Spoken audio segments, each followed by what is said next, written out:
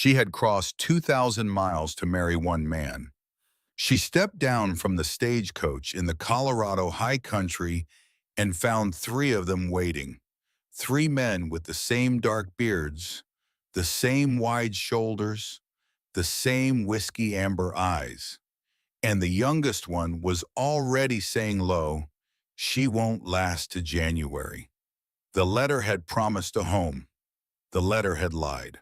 This is the story of Charlotte Bellamy of Philadelphia and of the three Calloway brothers of Calloway Hollow in the winter of 1878, and of the secret one of them had been carrying for 4 years that would, before the next spring came, nearly cost them everything they had.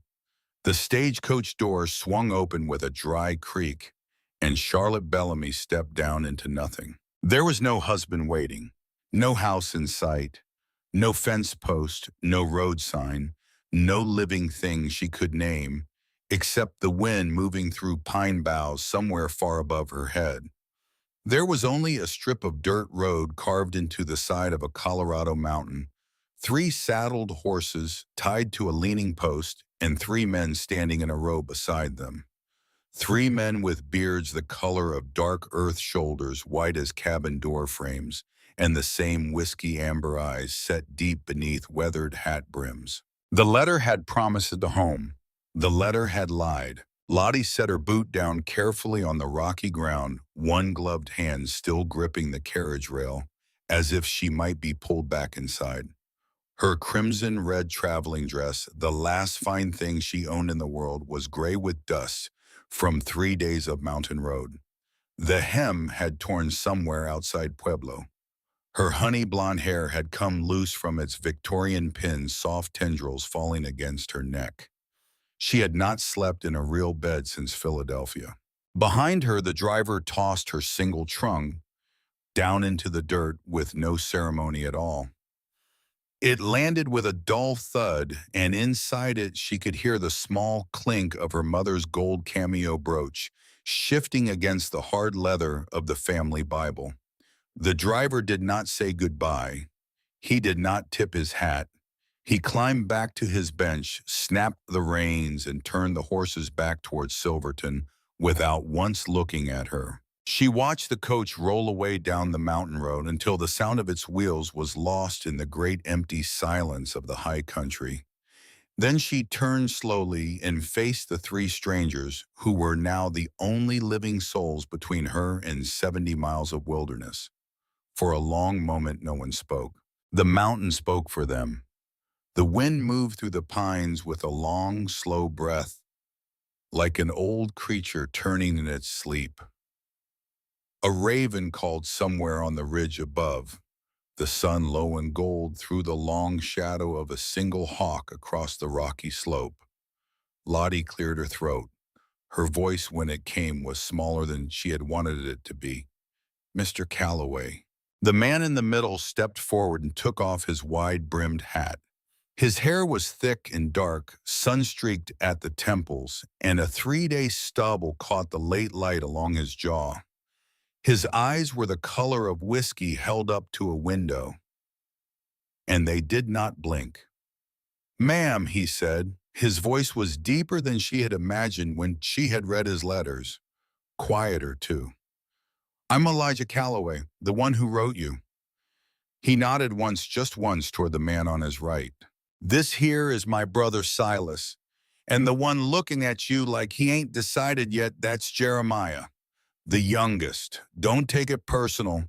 He looks at most things that way." Silas raised one large, calloused hand in a small greeting. His eyes were the same as Elijah's, but softer somehow, the way a deep pool of water is softer than the river that fills it. He said nothing. Jeremiah, leaning against a pine 10 feet behind the others, did not raise his hand. His thumb hooked in his belt a hair's breadth from the worn handle of a Colt revolver, and he stared at her the way a man stares at weather coming in from the west. Lottie understood in that moment 3 things at once. First, that the man she had agreed to marry had 2 brothers who looked exactly like him, and she had not known. Not in any of his letters, Not once. Second, that the youngest of the three did not want her here. Third, that she was very, very far from Philadelphia. The trail's still long, ma'am, Elijah said, replacing his hat. 5 miles up through timber. The coach won't take that grade, but Silas brought a buckboard down for the trunk. You'll need to ride double behind one of us. You hungry? She was hungry. She was also terrified and exhausted and so cold that her fingers had gone stiff inside her gloves. But she straightened her shoulders, lifted her chin the way her father had taught her to do when she did not know what else to do, and said, I am perfectly well, Mr. Calloway. Thank you. A faint flicker passed across Elijah's eyes. It might have been amusement. It might have been respect. It was gone before she could be sure. Silas, he said, fetch the bear coat off your saddle for the lady. Wind picks up above the timberline. Silas was already moving. He stepped to his horse, untied a heavy coat of dark brown bear hide, and brought it to her with the same quiet care a man might use carrying a sick lamb. He held it open. After a moment of hesitation, she turned and he settled it gently around her shoulders. It smelled of wood smoke and pine and something animal and strange, something that did not belong to any world she had ever lived in. Thank you, she said softly. Silas only nodded. Jeremiah pushed off the pine. Eli, he said low, she won't last to January. We talked on this. The words struck Lottie like a slap, and she felt the heat rise into her cheeks before she could stop it. But Elijah did not even turn his head. He looked at his youngest brother the way a man looks at a fence that needs mending. She came, Jur, he said. Final word ain't yours, ain't mine neither. It's hers, and she'll have time to speak it. Then to Lottie, ma'am, up you come. Before she had quite agreed to anything, his large gloved hand was beneath her elbow, steady as a porch post, and she was being lifted into the saddle in front of him. He swung up behind her with an easy grace that surprised her in a man so big. He smelled of leather and pine pitch and cold air. His arms came around her on either side to take the reins. And for the first time in 3 years since the night her father had begun to cough blood, she was held by another human being. She did not cry. She did not let herself. But something inside her chest, a knot she had not known she was carrying, shifted half a turn loose. The 5 miles passed in silence. The trail climbed through stands of dark pine and patches of bare aspen with their last yellow leaves shivering. They crossed a creek where the water ran clear over stones the color of old bone. They passed a ridge where a herd of mule deer lifted their heads, watching, then turned and vanished into the shadows like a thought she had failed to finish. The air grew thinner. Her breath came shorter. She felt the cold work its way through the wool of the bear coat into the silk of her dress, and still the trail climbed. She did not know it then, but she would remember this ride for the rest of her life. Every detail of it. The way Elijah's beard, when the wind shifted, brushed once against the back of her ear. The way Silas rode silently up ahead, breaking trail. The way Jeremiah rode last day, scanning the ridges, never closer than 30 paces, never farther than 50. She would remember most of all the moment they came over the last rise. The sun was sitting low, a coin of dull gold on the western shoulder of the range, and the valley below opened like a held breath. A small valley hidden from the world, ringed by stone cliffs. A creek silvered through the middle of it. 5 apple trees stood bare in a row, beside a long log house with smoke rising from its chimney. A barn, a corral, a hen house, a vegetable patch covered with old straw against the coming snow. It was small, it was rough, it was real. It was the home the letter had promised. Elijah reined in at the edge of the rise and let her look. There she is, he said quietly, as if he were introducing her to a person and not a place. Callaway Hollow. Built her with my own hands, ma'am, stone by stone, log by log. 4 years gone. She found that she could not speak. You don't have to decide tonight, he said. Bed inside is yours. Door has a bolt. Tomorrow at first light, Silas can ride you back down to Silverton and put you on the eastbound coach. I'll pay your fare clean back to Philadelphia. No debt, no words said against you. Or you stay, and come spring, when the preacher rides through, I marry you like I promised in the letter. That's the offer. Your choice. Tonight or in the morning. I'll wait. She drew in a long breath of the high, cold air. She did not know yet whether she was riding into a home or a grave. But she knew this: she had nowhere else on earth to go. And the man behind her, this stranger with his quiet voice and steady hand, had not lied about the house. Maybe he had not lied about the rest either. Mr. Calloway, she said. Ma'am, take me down. He clicked his tongue and the horse stepped down into the valley. Behind her, she heard Jeremiah mutter something low to his own mount, and the sound of it was bitter as cold coffee. The cabin was warmer than she had dared hope. Silas had ridden ahead and stoked the fire.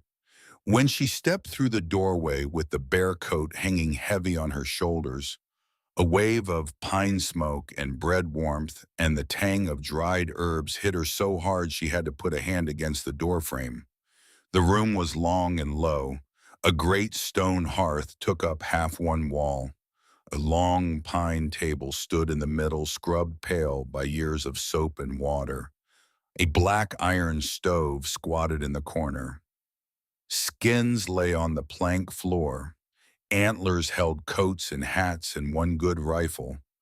A loft for sleeping rose at the back, and a single closed door beside it, plain and heavy with iron hinges. That door, she would learn, was hers. Elijah set her trunk inside and stepped back into the cold. Silas was already bringing in stew. Jeremiah did not come in at all. She heard his boots on the plank porch, then on the steps, then the snap of the barn latch, and that was where he went. She did not see him again that night. She ate at the long table with the two older brothers in a silence that was not unkind. Elk stew, hot and dark with cornbread, Silas had baked that very morning, and a cup of strong black coffee. She had not eaten a hot meal in 3 days. She had to keep her shoulders very still to keep from weeping into the bowl. Elijah noticed. He did not comment. He simply moved the salt across the table within her reach and said without looking up, "There's plenty more, ma'am. We don't run short here." When the meal was done, he stood. "Silas will show you your room. Bolts on the inside. There's a basin and a pitcher and water on the stove if you want it warm. I'll be in the barn. Anything you need in the night, knock on Silas's door. Sleep as long as you like in the morning. Nobody'll wake you." He paused at the door. He did not look at her. "Lock your bolt, ma'am, not because of us, because it's a habit worth keeping in this country. You hear? I hear Mr. Calloway." "Eli," he said. Then he was gone. In her room, the door closed behind her. Lottie set her single candle on the small table by the bed and stood very still looking. The room was plain and clean. A bed wide enough for two layered with a quilt of dark blue and faded red. A window with iron shutters. A washstand. A small shelf with 3 books she could just see the spines of in the candlelight. A Bible, a worn copy of Pilgrim's Progress, and a thin volume of poetry she could not yet read the title of. And then she saw it. Beside the door, set into the log wall at the height of a woman's shoulder, was a single iron hook, hand-forged, slightly bent. The wood around it had been smoothed by use, but no coat hung from it, no shawl, nothing. It was empty. It had been empty for a long time. There was already a hook on the inside of the door for a coat. This second hook was for a woman's shawl. She put her hand against it and her fingers were trembling, and she did not know why. Someone had built this room before her. Someone had hammered this hook into this wall with a woman in mind years before her name had ever been on a piece of paper. Someone had been waiting. She stood there, Olengi Tama, with her hand on the cold iron, while outside the wind began to rise against the cabin walls. Then she did something she had not planned to do. She slid the bolt. But she did not lock it. She let it rest half-drawn, neither open nor closed. She slept that night more deeply than she had slept since her father's funeral. She did not dream.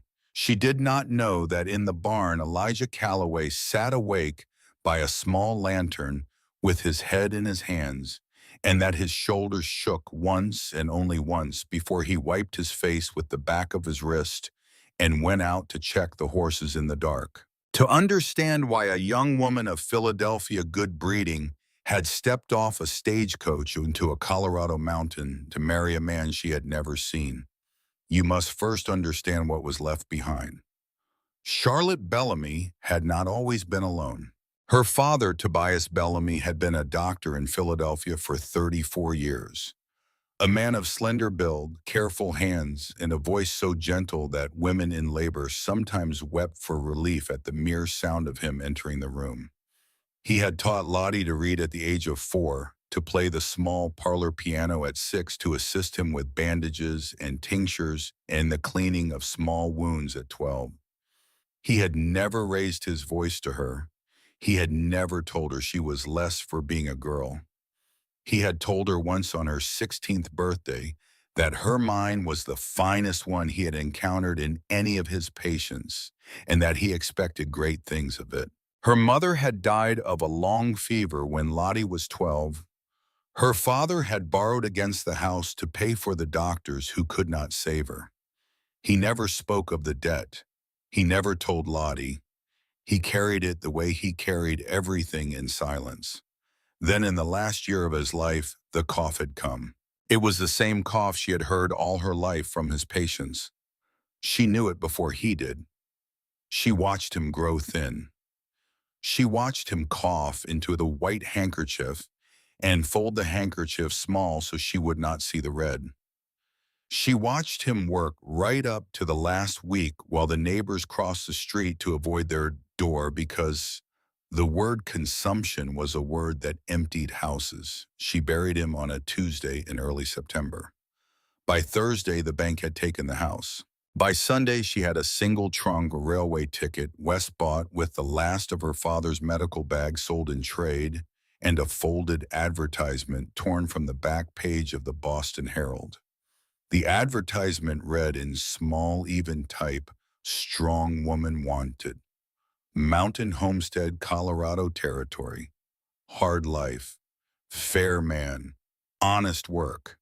3 brothers offer protection and home in exchange for 1 wife. Letters welcome. E. Calloway. Care of Silverton General Store, Silverton, Colorado." She had answered that night by candlelight in the boarding house room of a stranger. She had not expected him to write back. He had written back 6 days later. The handwriting was strong and plain. The grammar was simple but not unschooled. The letter said, "Miss Bellamy, your letter found me. I'll be plain. I'm 32 years old. I keep 480 acres in San Juan country.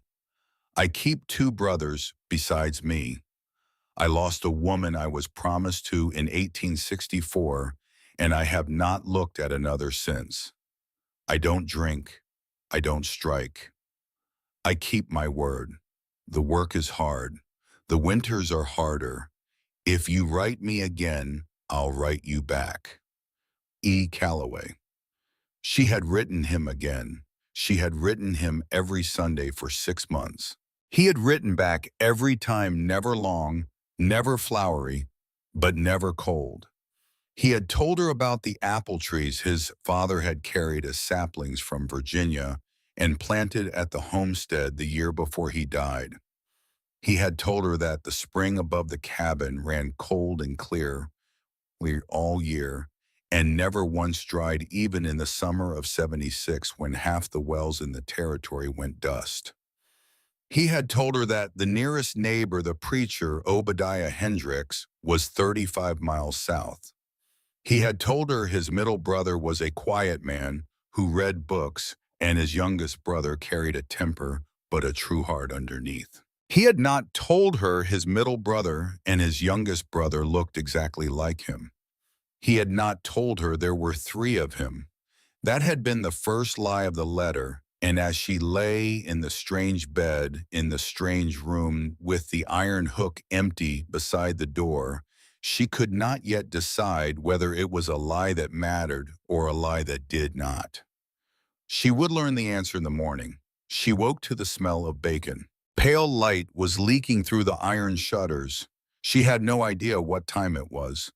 She rose stiff in every joint, splashed water on her face from the basin, dressed in the only other gown she owned, a simpler dark blue wool, and pinned her hair as best she could without a proper mirror. Her crimson traveling dress hung on the inside of the door, brushed clean of its dust. She did not remember brushing it. She opened the door. Silas stood at the iron stove with his back to her, broad as a barn beam, turning bacon in a black skillet with the easy motion of a man who had been cooking for himself for years. There was coffee in a pot on the hearth. There was a plate already set for her at the long table, and beside it in a small glass canning jar, with no water in it because they had no flowers in November, was a single sprig of dark blue dried lavender. She stopped in the doorway. Silas turned, saw her, and a slow, gentle smile broke across his bearded face. He inclined his head toward the table.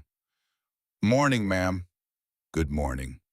"Eli's gone north on the pasture, just chopping for winter.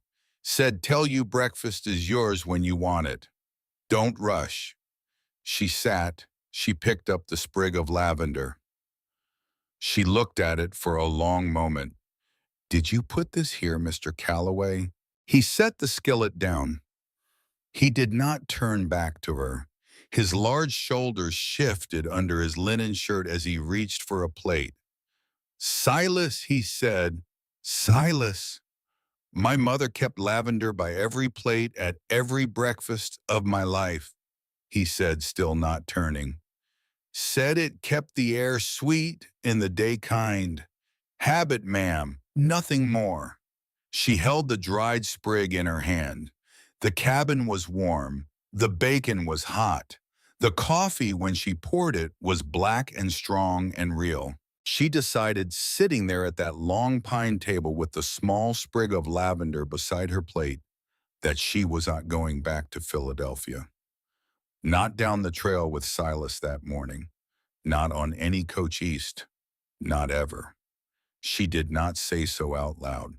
But when an hour later Elijah came in from the north pasture with cold mud on his boots and his great hat in his hand and stood inside the door and said very quietly without quite looking at her, "Ma'am, Silas is saddling up. You changed your mind in the night. Now's the moment to say so." She set down her coffee cup and met his eyes across the room. "Mr. Calloway," she said. "Ma'am, I am staying. I would like, if you please, to discuss the terms of our arrangement properly, like sensible people, over the table." He looked at her.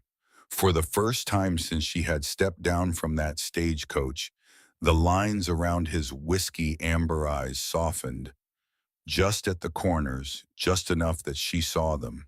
He did not smile, but he closed the door slowly behind him and laid his hat on the peg beside it, and he said in that same quiet voice that did not push and did not pull, "Yes, ma'am, I'll fetch the brothers." He took down a folded paper from a tin on the shelf above the hearth. It had been written, she could see, days before her arrival. Maybe weeks. The ink was faded a little at the top. He had been ready. It was a contract. Silas was already drying his hands. Outside, Jeremiah's axe stopped its rhythmic ringing. A minute later, he came through the door with chips of pine still clinging to his sleeves, and the look on his face was a storm that had not yet decided whether to break or roll past. The four of them sat at the long pine table. Elijah laid the paper in the center. "Read it aloud, Eli," Silas said gently. "She has a right to hear it from your own mouth." Elijah cleared his throat. He read, "Charlotte Bellamy of Philadelphia agrees to marry Elijah Calloway of San Juan County, Colorado, when the circuit preacher next rides through the high country, no later than the first thaw of spring. In exchange, the brothers Calloway, being Elijah, Silas, and Jeremiah, jointly and severally pledge the following. 1. A roof, 4 walls, fire, and bed under their own hands. 2. 3 meals a day and plenty of meat and bread and what the garden gives. 3. The protection of 3 armed men to the last drop of their blood against any harm by beast, weather, or wicked man. 4. A bedroom for her sole use with the bolt on the inside, no claim of marital duty made upon her until such time as she herself freely and without pressure of any kind says otherwise. 5. The right, if she is not content to leave at any time within the first 12 months, with safe escort to Silverton and full passage paid back to Philadelphia, no debt asked, no words spoken against her by any Calloway ever." He folded the paper down and looked across the table at her. "5 points, ma'am. I'll add or strike whatever you wish." She had not expected that. In the parlor of any house in Philadelphia, a woman's wishes were written down by a man's hand, on a man's terms, in a man's ink. Her father had written her mother's marriage articles and read them to her after they were done. She had not been asked. "Mr. Calloway," she said carefully, "I would add 1 point. Name it. That whatever I learn of frontier work, of cooking, of garden, of whatever skill any one of you 3 possess, you will teach me when I ask, patiently, without mocking me. I am not a useless thing. I do not intend to be carried." A small pause. Then Silas very quietly said, "Yes, ma'am." And Elijah said, "Granted, with pleasure." And Jeremiah, who had not yet said a word in her presence, who had sat through breakfast in the barn and through this whole reading with his arms folded and his jaw set, finally spoke. "I'll teach you to shoot," he said. She turned her head toward him. She had not expected his voice to come out the way it did. There was no warmth in it, but there was no cruelty in it either. It was the voice of a man laying down a tool he had decided finally to share. "Thank you, Mr. Calloway." "Jer." "Thank you, Jer." He looked away first. Elijah dipped a steel pen into the small inkwell at the edge of the table and wrote her 6th point in his careful hand at the bottom of the contract. He turned the paper to her. He held out the pen. She took it. She signed her name in the long, full curl of her father's old script, Charlotte Edith Bellamy. Below her name, the 3 brothers signed in turn. Elijah first with hard, plain strokes. Silas next slightly slanted, almost like a man bowing. Jeremiah last with a fast, hard hand that almost tore the paper. Then it was done. Outside, somewhere far up the valley, a hawk cried high and lonely. Inside, the 4 of them sat for a moment around the long pine table, and the only sound was the iron stove ticking as it cooled. Lottie said, because she could think of nothing else, "Well." And Elijah, the steady one, the man who had not yet smiled, finally did.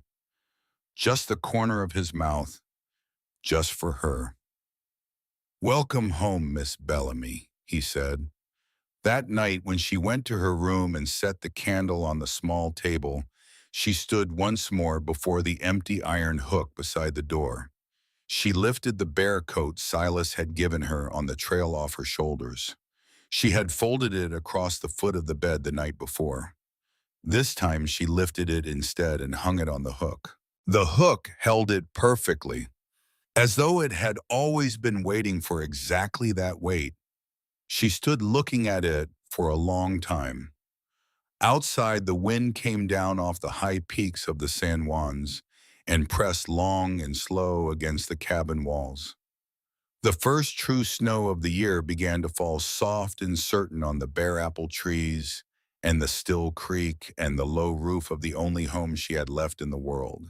She did not know yet that one of the men sleeping under that same roof carried a secret 4 years old that would, before the next spring came, nearly cost them everything they had.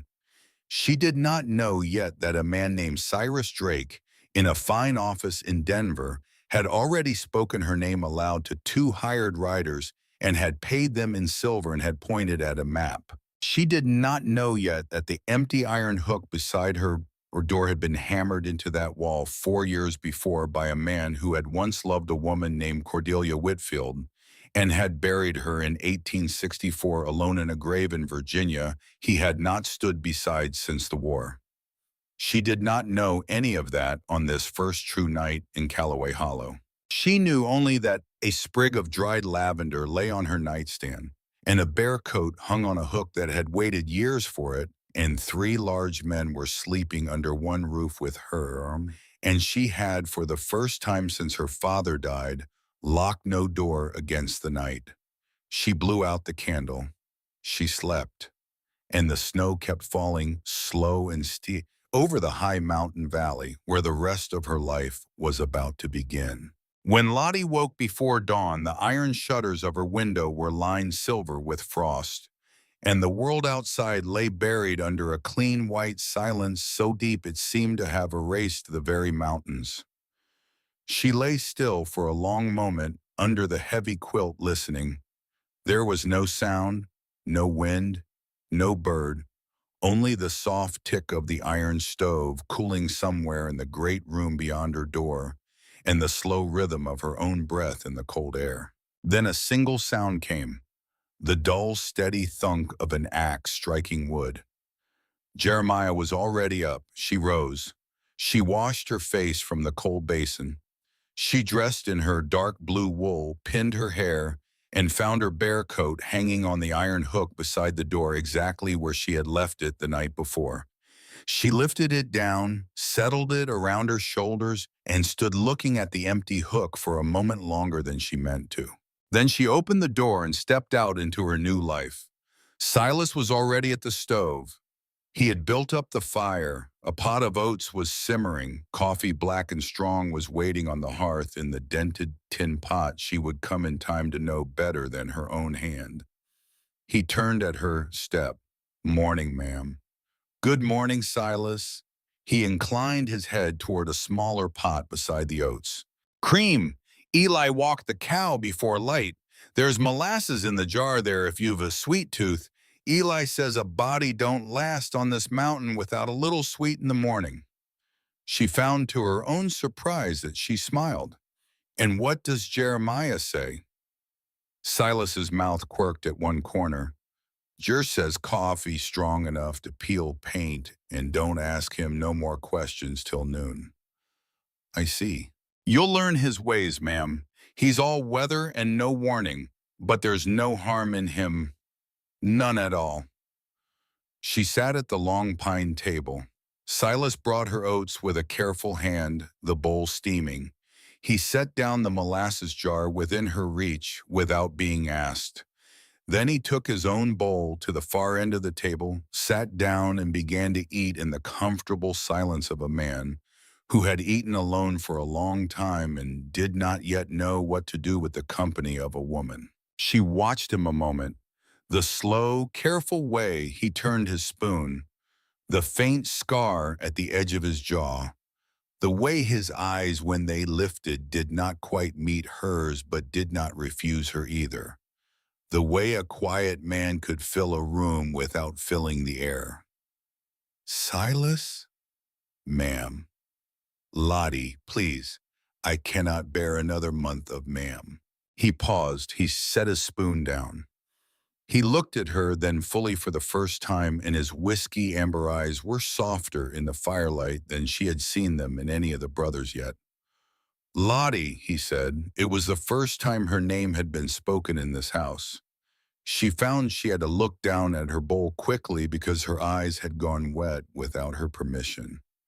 The first week passed in a steady rhythm of cold and labor and small kindnesses she did not yet know how to count.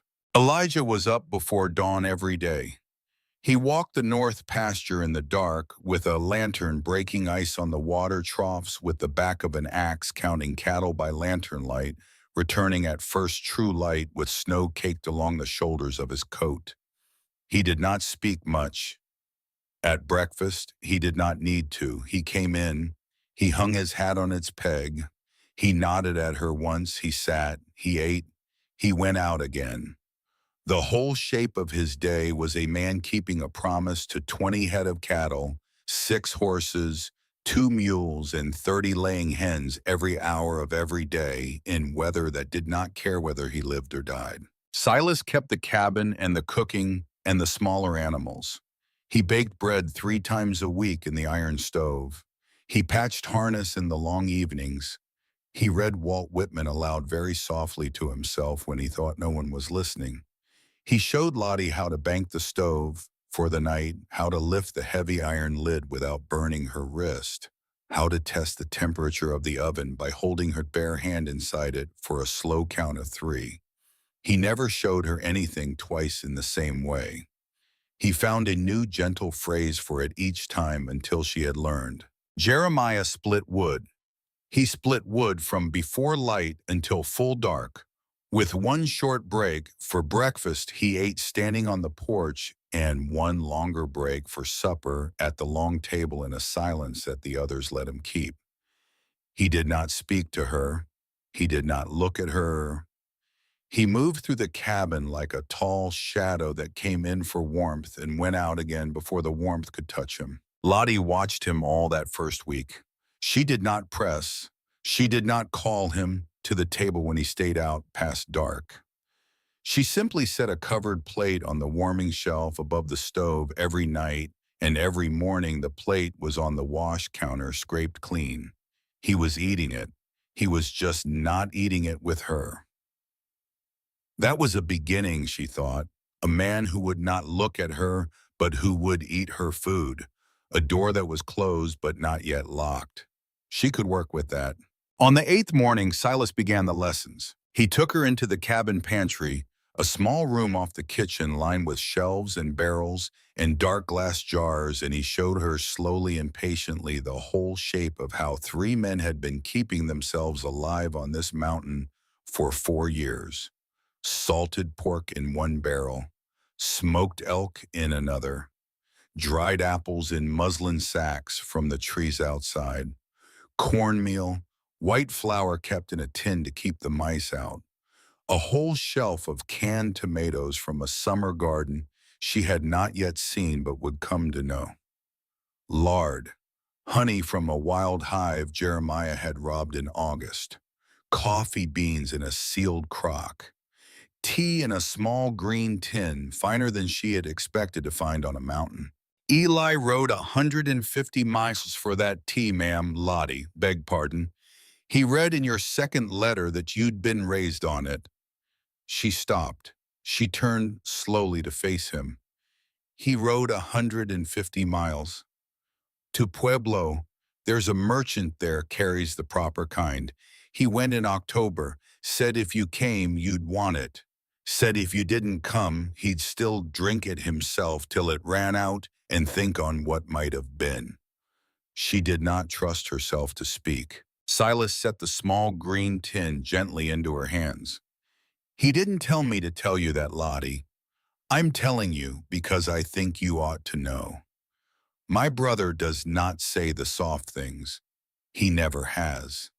But the soft things with Eli are always there. You just have to know where to look. She held the small green tin against her ribs all the way back into the kitchen. That night she made tea. She made it the way her father had taught her, the proper way, with the water just under the boil.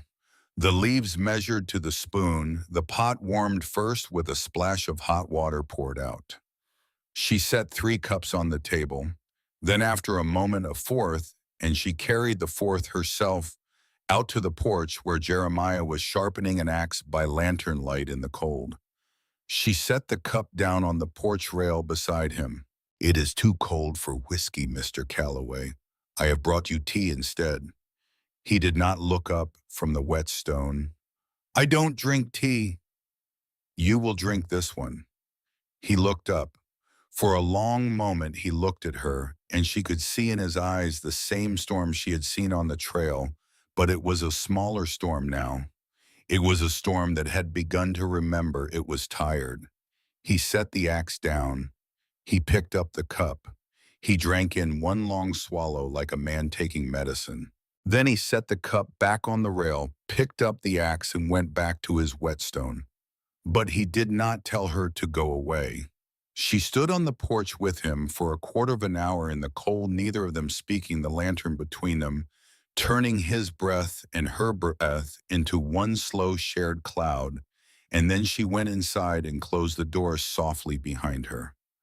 The cup was empty. In the morning the cup was washed and dried and back in its place on the shelf. She had not put it there. The shooting lesson came on the 10th day. Snow had stopped falling. The sky was a hard, glassy blue. Jeremiah came in at mid-morning, damp snow from his boots at the door, and said without looking at her, "Coat up, bring the bear hide. We're going out." She did not ask where. She put on her coat. She wrapped a wool scarf Silas had set aside for her around her throat. She followed him. He led her down past the apple trees across the frozen creek where the ice rang under their boots and up a small bare slope to a clearing where someone long ago had stood 3 pine rounds on end as targets. The wood was scarred white with old bullet pocks. He carried 2 rifles. He carried a smaller pistol in his belt. He set the rifles down on a folded blanket on a flat rock and took out the pistol first. He held it on his open palm. "This is a Colt. 5 shots, single action, means you cock the hammer every time. You squeeze, you don't pull. You squeeze like you're holding a baby bird. Too tight, you crush it. Too soft, it flies. You understand the words. I understand the words. Show me your hands." She held out her hands. He took her right hand in his. His own hand was nearly twice the size of hers, scarred along the knuckles, calloused at the base of every finger, the nails clean but cut down to the quick from work. He turned her palm up. He laid the cold weight of the pistol across it. She had never held a gun in her life.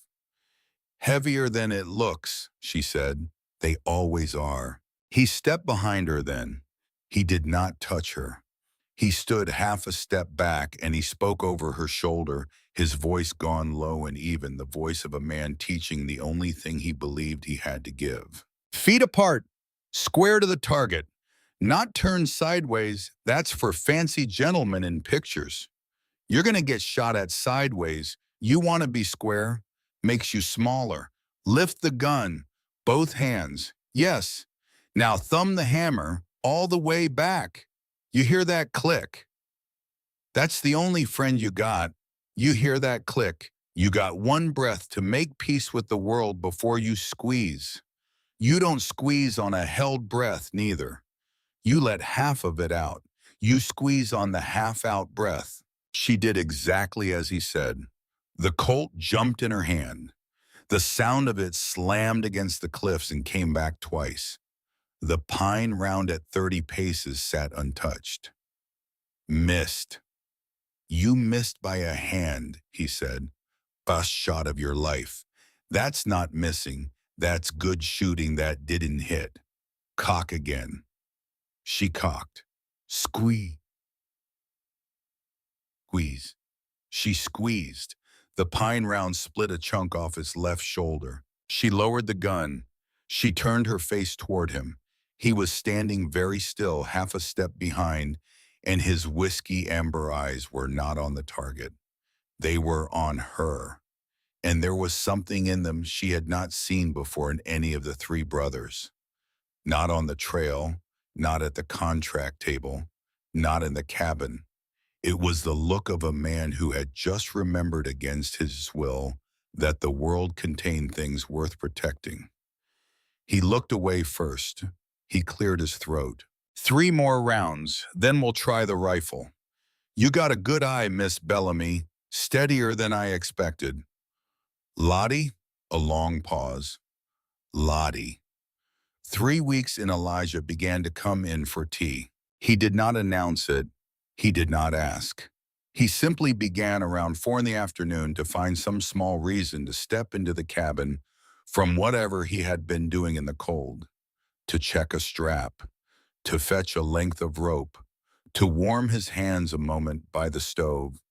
And somehow every time there would be a cup of tea waiting on the corner of the table, and he would lift it without comment and drink it standing and set it down again and go back out. She never saw him sit for it. But she came to count those small unspoken arrivals as the rhythm by which she now told her own afternoon. 3 o'clock the kettle went on. 3:30 the leaves went in. 4 the cup was on the table. 4:10 he was at the door. On the 23rd day of her life in Callaway Hollow, he did sit. He came in cold. There was new ice in his beard. He hung his hat. He lifted the cup. And then instead of drinking, standing, he pulled out the chair at the head of the table and sat down with the cup in both hands, and he said very quietly, without looking at her, "Miss Bellamy." "Lottie, please." "Lottie." He paused. He turned the cup half a turn between his palms. "I owe you a thing. I should have said it sooner." She set down the cloth she had been folding. "Yes. In the letter, I never told you about Silas and Jer." "No, you did not." "That was wrong of me. I told myself it didn't signify. 3 men at the homestead, 1 man you were promised to. I told myself it was a small thing. I see now it was not a small thing.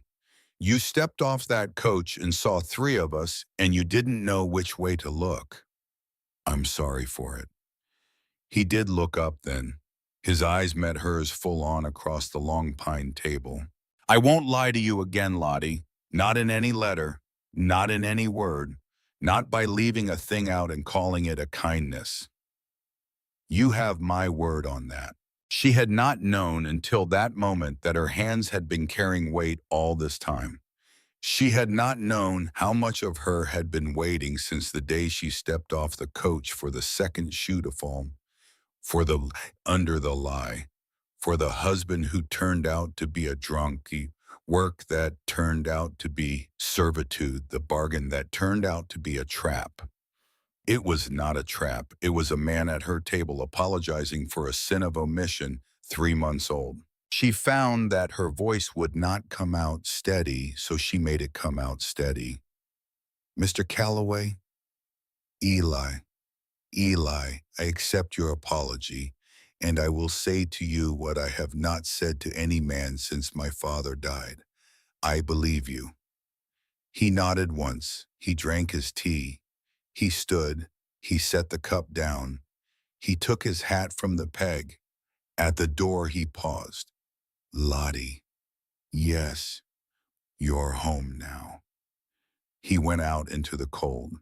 She stood at the long pine table for a long time after the door closed behind him, and her hands were pressed flat against the worn wood, and she could not have said if a court of law had asked her whether she was holding herself up against the table or whether the table was holding her up.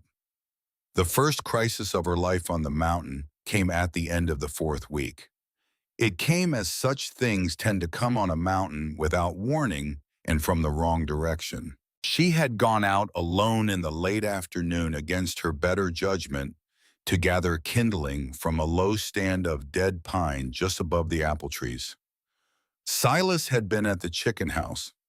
Elijah had been south mending fence. Jeremiah, for once, had been in the house, having taken a rare hour to clean and oil the rifles at the long table. She had told no one she was going. The kindling had only been 100 yards. The light had only just begun to soften. She had bent to lift a fallen branch when she heard the sound. Not a sound she knew, a low, slow rasp. Something heavier than a deer. Something patient. She straightened. 20 paces upslope where the timber thickened, a great gray mountain wolf stood between two pines and watched her. Its shoulders were higher than her waist. Its eyes were the color of old pewter, and they did not move from her face. Her body went cold from the inside out. She did not have the Colt. She had not thought to bring it for kindling. She took one step backward, slow, careful, the way Jeremiah had taught her with the rifle. Square shoulders, small target, no sudden movement. The wolf lowered its head a quarter-inch and took one step forward. A crack of a shot rang from the cabin porch. The wolf flinched. A second crack. A puff of pine bark exploded 6 inches above the wolf's head. A third crack, and a fourth walking the bullets closer, deliberate, missing on purpose, driving the animal upslope. The wolf turned and was gone into the timber in 3 long bounds. She stood with a dead branch in her hand and could not feel her fingers. Boots fast on the snow. Jeremiah came down the slope at a hard run, the rifle still smoking in his hand. He covered the 100 yards in a time it took her to draw 3 breaths. He did not stop when he reached her. He did not say a word. He took her by both shoulders hard, almost shaking, his face white under the sunburn, and his whiskey eyes blown wide. "You don't go out alone. You don't ever go out alone. Do you hear me, Lottie?" It was the first time he had said her name. "I hear you. You could have died. In 100 yards of your own door you could have died, and I would not have gotten here in time. You hear me. I hear you, Jer. Don't you do that to us. Don't you do that to me." His hands were still on her shoulders. He realized it. He let go fast like a man burned and stepped back. He turned half away, ran the back of his wrist across his eyes once savagely, and looked at the timber where the wolf had vanished. "Pick up your kindling," he said, voice rough. "I'll walk you back." She picked up the kindling, halfway down the slope with the cabin smoke curling soft and gold in the last of the light. She said very quietly, "Jer, yeah, thank you." He did not answer for a long moment, then almost too quiet for her to catch. "Don't make me bury another woman, Lottie. I can't do it. I've already done it once. I can't do it again." She stopped walking. He kept going for 2 more steps, and then he stopped too with his back to her, and he stood very still in the snow. "Who was she?" she asked gently. He did not turn. "Her name was Henrietta," he said after a long time. Hetty Ashford. She was my promised wife. I wasn't here when she died. 4 years come spring.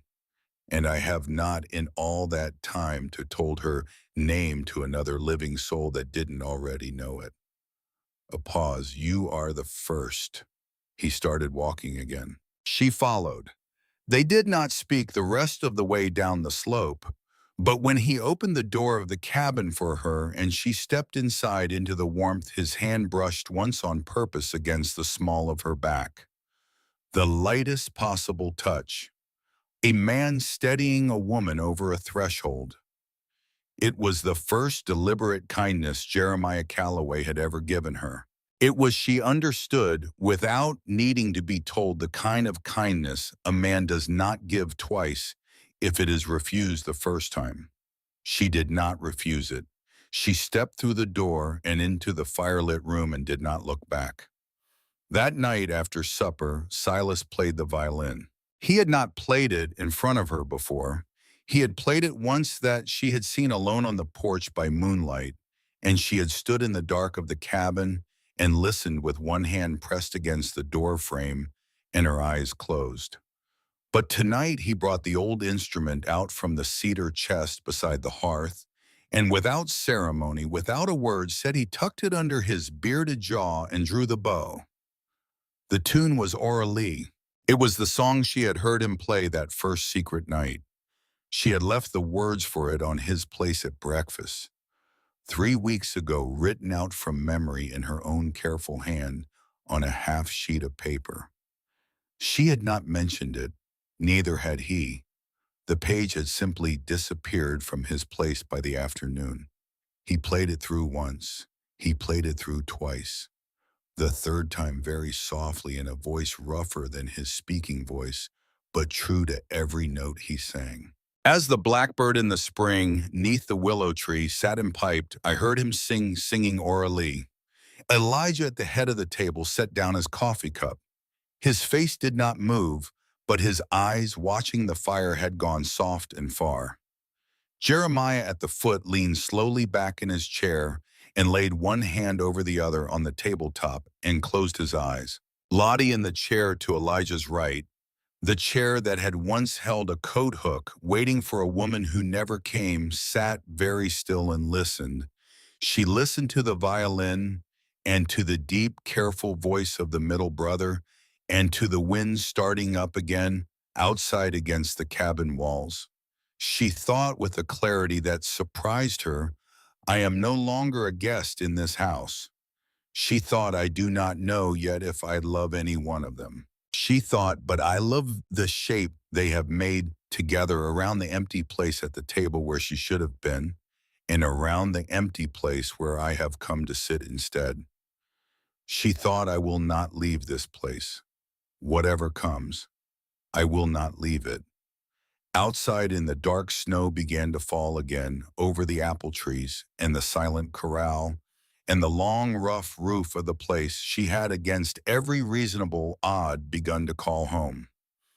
Inside, the violins sang. And somewhere in a fine office in Denver, a man in a gray broadcloth suit was reading by lamplight a telegram that had come up the wire that very afternoon from the assayer's office in Silverton. He read it twice. He folded it once. He laid it flat on the polished desk in front of him. He pressed his palm down on top of it as though to hold it still. Cyrus Drake did not smile. Cyrus Drake did not need to smile. The vein under the Callaway Creek had, according to the new sample run, gold at 12 ounces to the ton.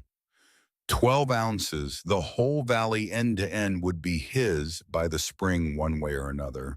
And 3 rough men and 1 foolish woman from Philadelphia were not going to stand in the way of that for very long. He uncapped his pen. He began in a fine, slow hand to write. The first Sunday of December came in clean and cold and bright. Lottie woke to sunlight pouring through the iron shutters in long, pale bars. Frost had drawn fern shapes across the inside of the glass. The cabin smelled of pine smoke and fresh coffee and something else, something sweet and warm she did not at first recognize. She rose. She dressed. She opened her door. Silas had baked. On the long pine table sat a pan of cinnamon biscuits, golden brown, pulled apart at the edges where they had risen against each other in the heat. Beside them a small crock of butter, a tag of last summer's honey, 3 places set, and a small folded note in Silas's slanted hand propped against the sugar bowl. Lottie, Eli rode south to fetch the preacher, Hendricks, for service this afternoon. Jurors at the chicken house. I have gone to walk the trap lines. Eat, rest. We will be home by midday. S. She stood in the warm room with a note in her hand for a long moment. 6 weeks ago, she had been a stranger sleeping with a bolted door. 6 weeks ago, her name had not been spoken in this house. Now there were biscuits on the table and a note in her own honor, and the fire built up against the cold, and three men in three different directions had each in his own quiet way made the morning ready for her before going out into the snow. She sat, she ate, she poured a second cup of coffee. She listened to the wood pop in the stove and to the slow breath of the cabin and to the great silence of the high country beyond the walls. She was happy. She had not, in any honest moment since her father's burial, expected to be happy again. She had expected to survive. She had expected in the best of her quiet hopes to be safe. She had not expected this. The biscuit warm in her hand, the note in her lap, the certainty somewhere under her ribs that three men who had been alone for years had begun to arrange the small details of their days around the fact of her. She was still sitting at the table, the note still in her lap, when she heard the horses on the trail. Two riders, coming hard. The biscuit dropped from her hand back to the plate. Two riders on a Sunday morning at full gait on a trail that ended at this homestead and went nowhere else. She knew before she had reached the window, before she had pushed back the curtain, before she had seen them, that this was not Elijah returning early. She crossed to the rifle on its pegs above the door. She took it down. She checked the chamber the way Jeremiah had taught her. She set it across the table within easy reach. She put on her bear coat. She opened the door. Two men reined up in front of the porch. The lead rider was tall, lean as a whip. He wore a long gray broadcloth coat, too clean for the trail, and a flat-brimmed black hat and a pair of gloves of fine kid leather. His face was clean-shaven. His eyes were the cold, pale gray of slate before rain. The horse beneath him was of fine bay, too good for this country. The man behind him was a different breed. Heavy-set, black-bearded, a sawed-off shotgun across the saddle bow under one large gloved hand. Eyes on her the moment she stepped onto the porch. The lead rider lifted his hat. "Ma'am, I beg your pardon for the intrusion on a Sabbath morning. My name is Cyrus Drake. I represent the Drake Mining Company of Denver. I have a business with Mr. Elijah Calloway. Is he to home?" She had her hand on the door frame. She kept it there. "Mr. Calloway is not at home, sir. He is expected by midday. You are welcome to wait in the yard or to ride to the south where you will meet him on the trail." Drake smiled. It was a small smile. It did not reach the slate of his eyes. "You are Miss Bellamy, I believe." She did not answer. "News travels quickly in a country with so few people in it, ma'am. A young lady of Philadelphia of fine breeding traveling alone to Silverton. There was talk in town. I confess I did not believe it until this moment. Mr. Drake, my affairs are not your business. Mr. Calloway will be home at midday." "Of course." He inclined his head. "Of course, forgive me. It is only that the country here is harsh, ma'am, very harsh. A young woman of your refinement, your education, your evident health is wasted in such a place. I trust the Calloway brothers have made the dangers plain to you." His eyes moved very slightly past her shoulder to the open cabin door and to the great room behind her and to the rifle she had placed on the table. He saw it. She knew he saw it. His smile did not change. "They have been very plain, Mr. Drake.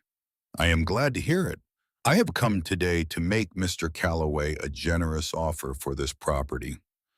$50,000, a figure that I think you will agree would buy a most pleasant home in Denver, with paved streets, with heated rooms, with a society more suited to a lady of your particular qualities than this rough valley. I had hoped to discuss it with him directly. I will return another day." He paused. He let his eyes rest on her face. "It is a great pity, Miss Bellamy, when a flower of your delicacy is asked to bloom in soil so unforgiving. Accidents happen on the frontier. Sickness, jury, wolves, bad weather.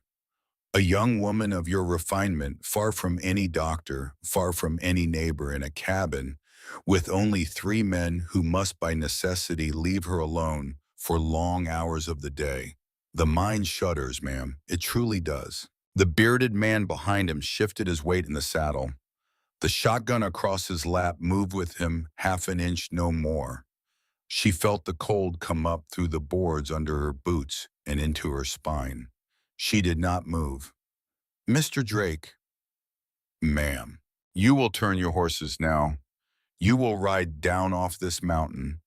You will deliver any message you have for Mr. Calloway through the Silverton store by letter like a gentleman.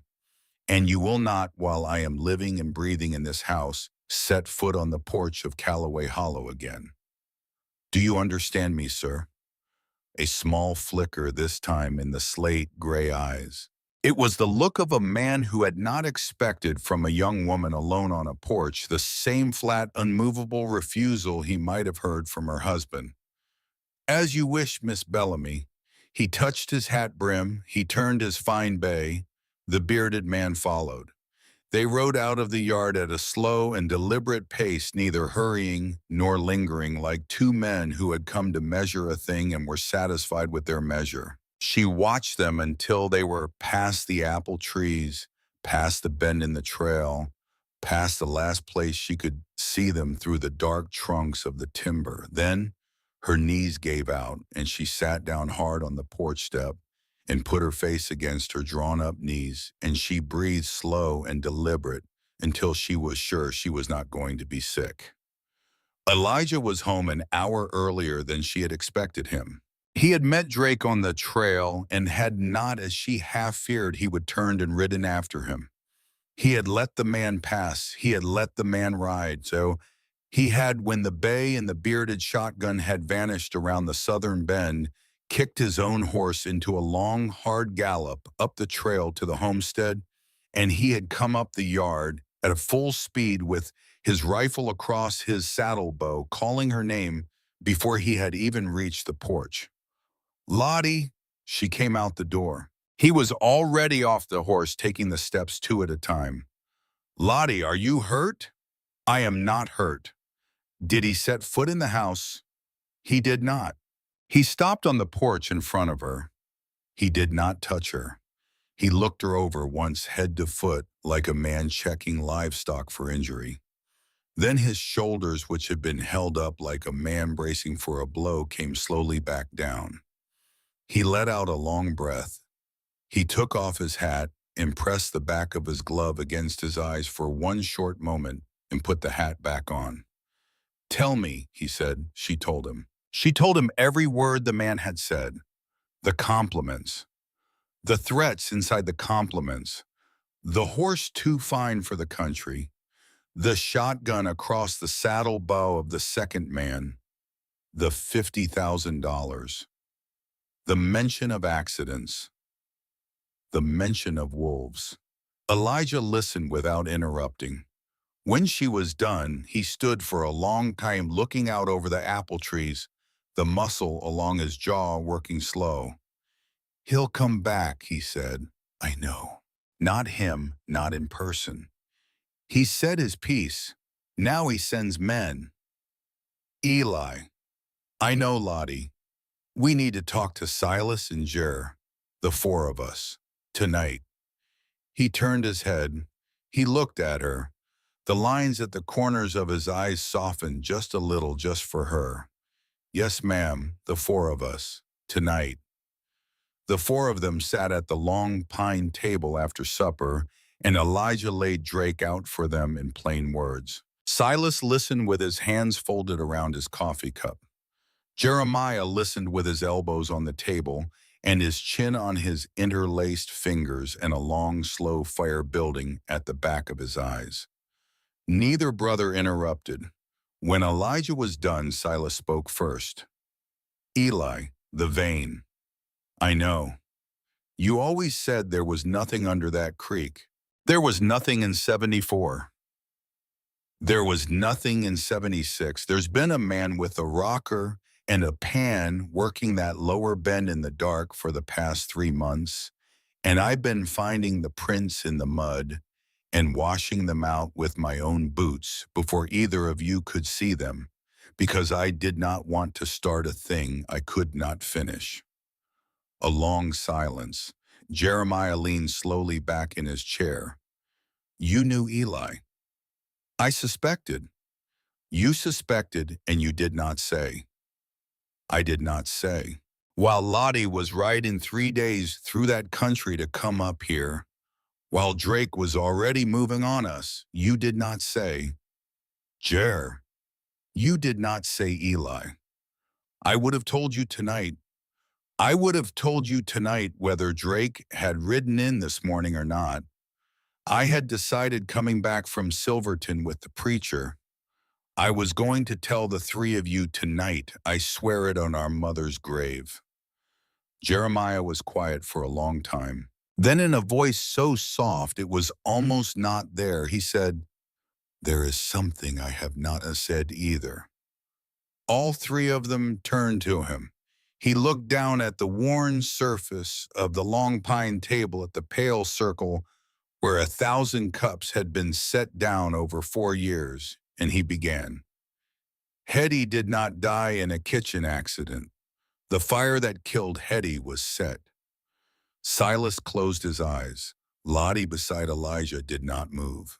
I have known for 3 years and 7 months. I found the lamp oil tin behind the burned-out wall of the cabin 2 weeks after we put her in the ground. Tin none of us had bought. Tin none of us kept. I rode that tin down to Silverton and asked the dry goods clerk who he had sold it to, and the clerk would not say a word. And the next day the clerk was gone south on the morning coach and never came back. I asked every man in that town who would speak to me. I asked drovers. I asked the assayer. I asked the saloon keeper. I drank too much. I made enemies. I learned 3 things. He drew in a slow breath. 1, there were 2 men hired out of Pueblo that summer by a 3rd man to come up here and encourage the Calloway brothers to sell. 2, they were not paid by any company name on any paper anywhere. They were paid in silver coin in person by a tall, lean man in a gray broadcloth coat. 3, the 3rd man's name on the lips of 2 different mouths in 2 different bunk rooms was Drake. He lifted his head. I have carried this for 3 years and 7 months. I did not tell you, Eli, because I knew the moment I told you you would ride to Denver and you would find him and you would hang yourself for him in front of a federal judge. I did not tell you, Silas, because you would have followed Eli and we would have buried 2 more brothers and there would have been nobody left on this mountain at all. I told myself I would gather more proof. I told myself I would wait. I told myself there would be a clean way. And every year that I did not act, that man got richer and bigger and more careful and harder to reach. And tonight he has put his hand on Lottie's porch. He looked at Lottie. I am sorry, ma'am. I am sorry I have brought this to your door. She rose from her chair. She walked the length of the table. She put her hand on his shoulder. He did not look up. Jeremiah Calloway, she said, you did not bring this to my door. He brought this to my door and to your door and to Hetty's door before mine nearly 4 years ago. You have carried a thing that was not yours alone to carry. That ends tonight. Do you hear me? That ends tonight. His shoulders shook once under her hand. I hear you, Lottie. Eli. Yes. I have written in my life perhaps 300 letters. To family, to my father's medical correspondence, to gentlemen of the bar in Philadelphia who did business with my father. There is a man named Augustus Harrington who sat at my father's deathbed and wept, who is now a justice on the Supreme Court of Pennsylvania. There is a man named Cornelius McKean who was at Yale with my father, who is now a senator of the United States. These are not idle names. These men knew my father. These men owe my father in the ledger of their own consciences a great deal. If I write to them with what Jeremiah has told us and with what Drake has said on this porch this very morning, and with my own hand under my own seal, those letters will be opened. They will be read. They will be acted upon. She turned slowly and looked at the three brothers in turn. You are mountain men, she said. You are not lawyers. You are not senators. You will not win this fight in Denver with a rifle. Cyrus Drake will eat you alive in a federal courtroom in Denver. He has the suit, he has the lawyer, he has the lie ready. What he does not have, what he cannot buy, is the personal mail of a Philadelphia doctor's daughter to two men who loved her father. That gentleman is what I bring to this table. A long silence. Silas reached across and laid his big calloused hand over hers. Lottie. Yes, Silas. You bring more than that to this table. But that by itself is more than any of us have brought in 4 years. We will write the letters tonight. Elijah nodded once, slowly, like a man who has finally laid down a load he did not know he had been carrying alone. We write tonight, he said. Jer rides for Silverton at first light. He puts those letters on the eastbound coach himself. He does not stop. He does not speak to a soul on the way down. He is back here by sundown tomorrow. Jeremiah lifted his head. Yes. And while he is gone, Silas and I will not leave this porch, either of us, for any reason. Lottie does not step off this porch without one of us within 10 paces. We sleep in shifts. We light no lantern at the windows after dark. We feed the stock at staggered times. We do not give him a clean shot at any of us, not at any hour until Jer is back. Yes. And when Jer is back, we wait. We let those letters move. We let the law come to us. We do not ride to Denver. We do not go looking for him. We let him come to us where we know the ground, where we have walls, where we have her. He turned his head just slightly toward Lottie, where we have all of us. The first letter was finished before midnight, the second by 2 in the morning, the third a long, careful one to Senator McKean by the cold gray hour just before first light. Lottie sealed each one with a candle and her father's old brass seal that had come west in her trunk, the seal he had used on every bottle he had ever sent home with a patient. The wax was the dark red of dried blood. The mark it left was a small, clean B, raised and proud. She handed the 3 sealed letters to Jeremiah at the door before dawn. He stood on the porch in his long oilskin, with his saddlebags already over his shoulder, his rifle on a sling at his back, the smaller pistol in his belt, his hat pulled low. He was a man going to war on a coach line, and he knew it. Jar, Lottie, you come back to us. I will come back. Promise it, out loud, like a man keeps his word. He looked at her for a long second. I promise, Lottie. On Hetty's grave, on my brother's lives, on yours, I will come back. He swung up onto the dark gelding Silas had saddled for him in the yard. He did not look at the cabin again. He turned the horse south, kicked it into a hard trot, and went down the trail through the standing timber, and was gone before the first true light had touched the eastern peaks of the San Juans. He was supposed to be home by sundown. He was not home by sundown. The first day, Silas said, storm's working in. He may have laid up at the preacher's place. It's the right thing to do in a wind like this. He has good sense. Lottie nodded. The second day, the snow began. It came not in flakes, but in walls. Whole walls of it advancing across the valley out of the northwest gray sheets falling against gray cliffs. By mid-morning, the apple trees were lost. By noon, the corral was lost. By 2 in the afternoon, the barn 50 yards from the cabin door could not be seen. The wind came up under the eaves with a long, low animal sound she had never heard a wind make before. The shutters rattled. The chimney drew unsteady. The fire in the iron stove had to be fed every 20 minutes against the cold pulling down its throat. Elijah came in from the corral at dusk with his beard solid white and a small calf wrapped inside his coat against his chest. The cow had calved early. The mother was struggling. 2 heifers were missing entirely from the count drifted somewhere in the white wall. "I have to go for them," he said. Silas at the stove did not turn. "Eli." "They won't last the night, Silas. Both of them are bagged up. They're due any day. We lose those 2 and the calves they carry, we lose the spring. We lose the spring, the homestead don't make a profit this year. And if Drake's lawyers come at us on a tax claim before the senator's letter does its work, that profit is what saves the deed. Eli, I'm going. Then I go with you." "No, you stay with Lottie Uso.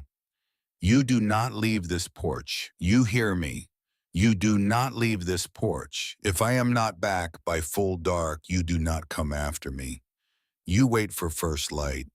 You hear me, Silas." A long pause. "I hear you." Lottie stepped between them. "Eli, look at me." He looked at her. "Come back," she said. It was all she said. He nodded once. He set the calf down by the stove. He pulled his beard down, tightened his coat, drew his glove on, with his teeth picked up a coil of rope and a lantern and went out the door. The snow swallowed him in 3 steps. The clock on the mantel read 7 minutes past 5. Silas put more wood in the stove. Lottie sat at the long pine table with her hands folded in front of her and watched the door. She watched it for an hour. She watched it for 2. The little calf by the stove stopped shivering and slept. Silas walked the length of the cabin once every 10 minutes, looking out each window in turn, saying nothing. The wind rose. The wind fell. The wind rose again. At 8, the wind began to scream. At 9, Silas lit the second lantern, the big one, the one with the polished brass reflector that they kept for finding lost stock, and he set it in the front window of the cabin and turned the wick up high, and that lantern threw a long, pale beam out into the white wall. It did not pierce 6 feet, but it would, if Elijah were near, be a thing he could walk toward. Lottie stood up. She crossed to the window. She put her hand against the cold glass. "You're home now," she said very quietly to nobody at all. "Eli Calloway, you are home now. Come home." Silas at the stove said nothing. At 10 minutes after midnight, Silas went out. He went without telling her. He went the way Elijah had gone, with a rope tied around his waist and the other end of the rope tied to the porch rail. And he was gone for 18 minutes, and he came back through the door, white as a ghost, with his own beard sheeted in ice, and he said only, "No tracks, no tracks, anywhere. The winds filled them. He could be 20 feet from the porch, and we wouldn't see him." Lottie did not cry. She had decided somewhere in the second hour that she was not going to cry. She put more water on the stove. She set out bandages and warm blankets. She brought the cook pot to a low simmer with broth in it. She laid out the small medical bag her father had given her on her 16th birthday, the bag that had crossed 2,000 miles in a Philadelphia trunk and had not been opened once on this mountain. She lifted from it her father's stethoscope, his thermometer, his case of suture needles, the small dark bottle of laudanum he had labeled in his own neat hand. She would be ready. She would be ready when he came through that door, because he was going to come through that door. She would not allow any other outcome. It was 3 in the morning when she heard the first scratch on the door. It was not a knock. A knock requires a closed fist and the strength to lift it. This was a scratch, soft, slow, like an animal asking to be let in. Silas was already up. He had the door open before she had crossed the room. Elijah Calloway fell forward into the cabin. He fell across the threshold at full length, face down, with his great coat solid as armor with frozen ice, and his beard a single white block, and his lips the color of slate. Behind him on a long line of rope, two heavy red heifers plastered white stamped and blue on the porch boards. Behind the heifers, half dragging on the rope, a third length of cord was tied to a small bundled thing in the snow that when Silas lifted it proved to be a newborn calf alive, just barely wrapped in the inside of Elijah's own shirt. Silas got the calf. Silas got the heifers into the lee of the porch. Silas dragged his brother by the shoulders into the cabin and kicked the door shut against the wind. Lottie had not moved from where her father's bag lay open on the table. Now she moved. She moved exactly the way her father had taught her through 15 years of moving beside him with her hands and her breath, and her mind all working at once, and her fear locked away in a small back room of her chest. Silas, the shears, from the bag. Cut the coat off him. Do not pull. Cut. The fabric is frozen to the shirt. Cut the shirt as well. Cut everything down to the long underwear and stop there. I will not have him stripped to bare skin in this cold. It will kill him. Now bring the warm blankets from the chest. Bring 3 in. Lay one under him. Wrap one around the trunk, only not the limbs, not yet. Do you hear me, Silas? Not the limbs. I hear you, Lottie. Now feed the fire all the way up. We need this room over 80 degrees by full dawn. She knelt beside Elijah. She felt the pus at his throat. It was slow, 38 to the minute. She felt the pulse at his wrist. She could not find it. She lifted his eyelid. The pupil was wide and slow to react. She set her cheek over his mouth. He was breathing, shallow, thready, but he was breathing. Eli Calloway, you can hear me. You stay with me. Do you understand? You stay with me. You do not leave this room. She had not in any moment of her life until this one used her father's voice, the voice he used at deathbeds, the voice that pulled men back across a line they had already started to step over. She had never used it. She had not known she had it. She used it now. Eli, squeeze my hand if you hear me. For one terrible second, nothing. Then very faintly, his fingers moved against hers. She put her forehead down against the back of his cold, cracked hand for one beat of her own heart, no more, and then she lifted it again. Silas, warm broth, a spoonful at a time. I will sit him up against my knee. We do not warm the limbs. We warm the core. Do you understand? The core. Hot water bottles wrapped in cloth against the chest and the belly. Not the hands, not the feet. If we warm the hands and feet first, the cold blood from the limbs will rush back to his heart and stop it. Do you hear me, Silas? I hear you, Lottie. Then we work. They work through the rest of the night. They worked the way her father had worked, the way a doctor's daughter had been raised to work, the way a man's middle brother, who had never given up on him once in 32 years, would always work. Spoon by spoon, cloth by cloth, breath by breath. The wind screamed against the cabin walls. The fire roared in the iron stove. The little calf by the hearth slept against the warm bricks and lived. At some hour she could not name, she realized she was crying. She did not stop her hands. She let the tears fall onto the back of his hand where she gripped it. They did not freeze there. The room was warm enough now that they did not freeze. When the first gray of morning came thin and unreal through the iron shutters, Elijah Calloway opened his eyes. He did not speak at first. He looked up at the ceiling beams slowly as if confirming where he was. He looked at the iron stove. He looked at the calf asleep on the bricks. He looked at his brother sitting in the chair by his head, holding a cooling enamel cup of broth. He looked last at Lottie. She was kneeling on the floor beside him, her honey blonde hair fallen entirely loose down her shoulders, her sleeves rolled to the elbow, her hands raw and red from hot water and cold water and hot water again, her father's stethoscope still around her neck. He looked at her for a long time. His lips moved. She bent her ear close. Lottie, I'm here, Eli. I came home.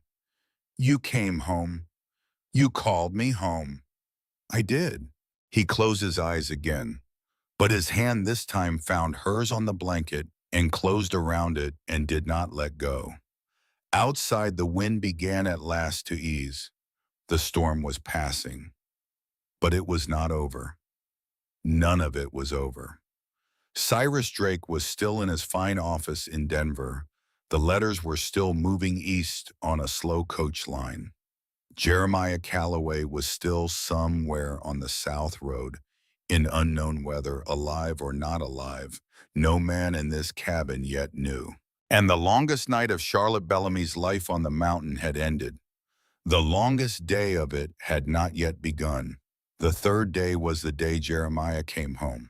He came home not on his own horse, but on a borrowed gray mule, and he came home not at sundown, but at the slow gray hour just after first light, when the snow had stopped and the world was a sheet of white silence broken only by the cold smoke rising from the chimney.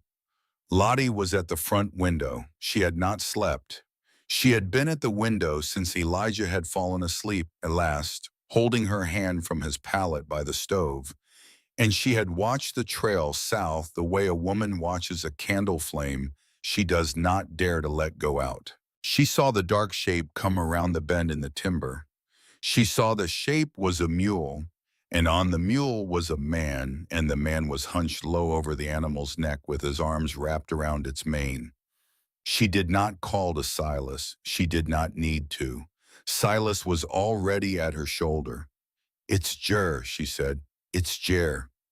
They went out into the cold without their coats. Jeremiah slid off the mule into Silas's arms before he had quite reined it up. There was dried blood frozen down one side of his oilskin. There was a long, shallow gash on his cheekbone, scabbed over now that he had not bothered to clean. His lips were cracked. His eyes were red and far. But he was alive. He was on his feet, and he was holding against his chest under 3 layers of button coat a small leather wallet that was not his own. Lottie put her arms around him. She did not care that he was bloody. She did not care that he stank of horse sweat and frostbite and 3 days of fear. She put her arms around him and she held him, and she felt his whole long frame shake once hard and then settle. You came back, she said. I told you I would. You did. You did. Silas got him inside. Silas got the mule into the lee of the porch with a blanket thrown across its back. Silas put coffee into Jeremiah's hand and the chair by the stove under him, and only then, when the worst of the cold was off him, did Jeremiah open the leather wallet on his knee and lay it flat on the long pine table. Inside were 3 things: a folded receipt from the eastbound coach line stamped and dated, signed for 3 sealed letters bearing the wax mark of a small, clean B. A telegram, already opened, from Senator Cornelius McKean of Washington City, sent care of the Silverton General's Store, addressed to Miss Charlotte Bellamy, and a bank draft folded once in the amount of $200 drawn on the First National Bank of Philadelphia, signed in the name of Justice Augustus Harrington. Lottie picked up the telegram first. Her hands were shaking. She did not try to hide it. She read it once silently. She read it again. Then she sat down very slowly in the chair across from Jeremiah, and she pressed both hands flat against the surface of the long pine table to steady herself. Read it out, Lottie. Her voice when it came was steady. She had not known until that moment that she could make her voice steady on demand, but she could. Miss Bellamy, stop. Letters received and read, stop. Have spoken at length to Justice Harrington and to Attorney General's office, stop. Federal marshals departing Denver this morning under sealed warrants, stop. Drake to be taken into custody on charges of mail fraud, criminal conspiracy, and arson resulting in the death of one Henrietta Ashford, 1875, stop. Hold position. Trust no rider not in marshal's coat. Will telegraph again when matter concluded. Your father was the finest man I ever knew. Stop. McKean. The cabin was very quiet for a long moment. Then Silas at the stove set down his coffee cup with a small, careful click and pressed the heel of his hand against his eyes. He named her, Silas said. What, the senator? He named Hetty, by her own true name, in a federal cable. Jeremiah looked up, his eyes red and worn as they had filled. He named her Eli. Jeremiah's voice cracked once on the name. After 3 years and 7 months, somebody outside this cabin finally named her, in writing, with charges to follow. From the pallet by the stove, Elijah's voice came rough and slow, the voice of a man speaking from a long way off. Read it again, Lottie. She read it again. When she was done, Elijah let out a long breath that seemed to come from the bottom of him, and he closed his eyes, and a single tear ran down the side of his face into the gray of his beard, and he did not wipe it away.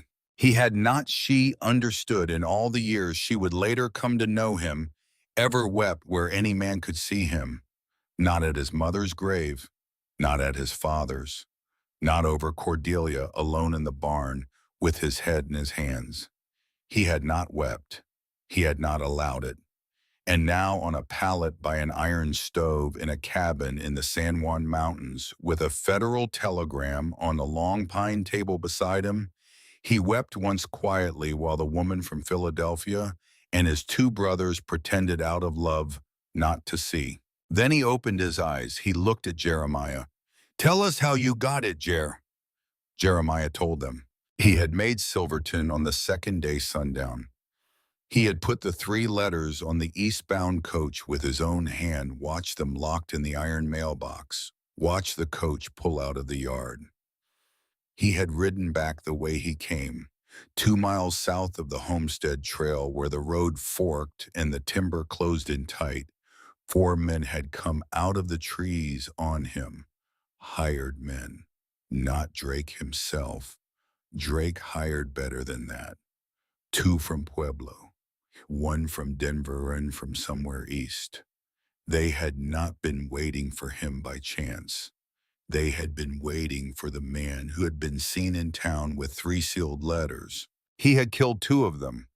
He had taken a long, shallow cut along the cheekbone and a worse one across the meat of his upper arm, and he had killed 2 of them, and the other 2 had run, and he had been left bleeding on a frozen road with a horse that had taken a bullet through the lung and would not live the hour. He had walked 5 miles in the beginning of the storm in the dark until he had come to the preacher Hendrix's place. The preacher had taken him in. The preacher's wife had stitched the cheekbone and the arm. They had kept him through the worst of the weather, and when the snow had broken on the 3rd day, the preacher had given him the gray mule and the leather wallet that Senator McKean's first telegram had been waiting in for him at the store, and had said only, "Go home, son.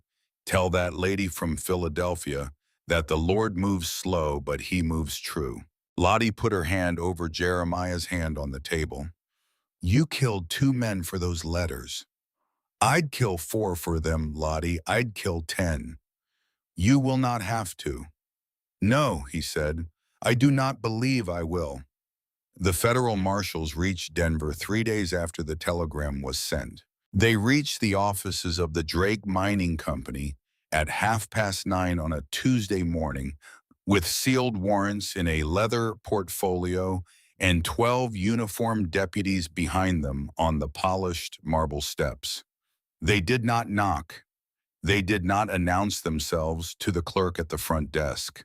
They walked in their long blue coats and their badged hats past 3 rooms of bookkeepers who stopped writing and watched, and they entered the inner office of Cyrus Drake without removing their hats.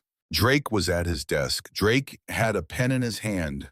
Drake looked up, saw the badges, saw the warrants in the lead marshal's hand, saw the 12 deputies behind, and a small thing happened to his face that the lead marshal would later describe in a sworn deposition as the look of a man watching the bottom drop out of a long, careful lie. He did not run. There was nowhere to run to. He set the pen down very carefully in the inkwell. He folded his hands on the desk. He said in a voice that was not quite his own, "Gentlemen, there has, I think, been some misunderstanding." The lead marshal said, "Mr. Drake, there has not." He read the warrants aloud. Mail fraud, criminal conspiracy, bribery of federal land officers, hiring of paid arsonists in the death of one Henrietta Ashford of Silverton, Colorado in the spring of 1875, attempted murder by paid riders of one Jeremiah Calloway of San Juan County, Colorado in the December just past, attempted intimidation by personal threat of one Charlotte Bellamy of Callaway Hollow in the same December. The list went on. The list was longer than Drake had imagined in his fine office with the polished desk that anything would ever be. When the lead marshal was done, Drake said only, "I would like to send for my attorney." "You may," the marshal said. "From the federal jail in Denver, we will hold you there until the spring assizes. The attorney general has personally requested the case. You will be tried in federal court, Mr. Drake, by a jury of 12 men who have never set foot in your bank, never drunk your liquor, never owed you a favor, and never heard your name before in their lives. This may be a new experience for you, sir." Drake stood up. He let them put the irons on him. He walked out through the 3 rooms of bookkeepers who had all stopped writing, and down the marble steps and into the closed black wagon waiting at the curb. The wagon door shut behind him with the small, definite sound of a door that is not for a long while going to open again. Word reached Callaway Hollow on the 17th of December by a federal courier riding a fresh horse and carrying a second telegram, this one shorter than the first. Drake in custody stop. Trial scheduled May stop. Witnesses to be summoned in due course stop. Stand down, Senator McKean. Lottie read it, once set it down on the long pine table and put her face in her hands and laughed. Once a single broken laugh before she covered her mouth and was still. Elijah, sitting up in the bed now, watching her from across the room, said quietly, "Lottie." "Eli." "Stand down." He says, "Stand down." "Yes, Eli." He says, "Stand down." "I don't know how to stand down." She crossed the room. She sat on the edge of the bed beside him.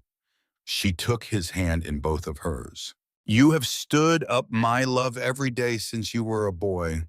Every day for everyone you have ever cared for your brothers, for Cordelia even when she was already gone, for Hetty even when you did not know what had been done, for me before you had ever laid eyes on me.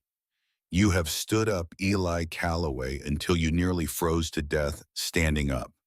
And now a senator of the United States is telling you to stand down. So you will stand down. You will sit on this bed. You will let me feed you broth. You will let your brothers run the place a few weeks longer. You will let me be the one who stands up for a season. Do you hear me?" He looked at her for a long moment. The corner of his mouth moved. "Yes, ma'am." "Lottie." "Yes, ma'am, Lottie." She bent her forehead down to his and she stayed there for one long, quiet breath, And outside the cabin, the high mountain valley lay clean and white and unbothered for the first time in many years. The preacher, Obadiah Hendricks, rode up the trail to Callaway Hollow on the second Sunday of April, with the snow gone in patches off the south slopes and the first green on the cottonwoods along the creek, and his thin, dark-haired wife, Prudence, riding behind him on a second horse and a small leather case strapped behind her saddle that contained, among other things, the Book of Common Prayer his grandfather had carried out of Tennessee in 1818. He had ridden up to perform a wedding. He found 4 people on the porch waiting for him. Elijah Calloway on his feet, now thinner than he had been in November, but standing straight, his beard newly trimmed for the first time in 5 years, wearing the dark wool suit his father had been buried in, brushed clean and altered at the shoulders by Lottie's careful needle. Silas Calloway, in a cream-colored shirt with a bolo tie at the throat and a small blue wildflower pinned at his lapel, his violin case at his feet on the porch boards. Jeremiah Calloway, the long pink scar still showing on his cheekbone, in his best shirt and a black string tie, his thumb hooked in his belt at the old familiar angle, and his whiskey amber eyes red-rimmed and bright. And Lottie.